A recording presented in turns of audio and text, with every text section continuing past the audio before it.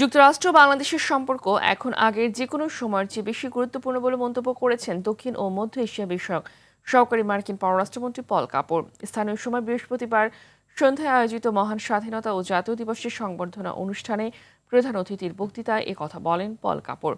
এ সময় দুদেশের ব্যবসা, জ্বালানি, কৃষিপণ্য, নিরাপত্তা সহ বিভিন্ন বিষয়ে আলোচনা হয়।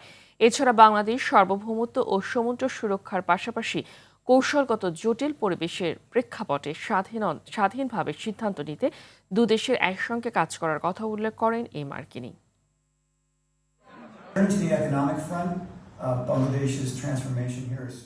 নিরাপত্তার ক্ষেত্রে যুক্তরাষ্ট্রের অংশীদারদের মাঝে গুরুত্বপূর্ণ কৌশলগত অবস্থানে রয়েছে বাংলাদেশ। সমুদ্র বা সীমান্তে যা ঘটে তা ভারত ও প্রশান্ত মহাসাগরীয় অন্যান্য এলাকার পাশাপাশি সারা বিশ্বের নিরাপত্তায় প্রভাব ফেলে। বাংলাদেশ যাতে তার সার্বভৌমত্ব ও সমুদ্র এলাকা সুরক্ষার পাশাপাশি কৌশলগত জটিল পরিবেশের প্রেক্ষাপটে স্বাধীনভাবে সিদ্ধান্ত নিতে পারে, সেই লক্ষ্যে দুই দেশ একসঙ্গে কাজ করতে পারে।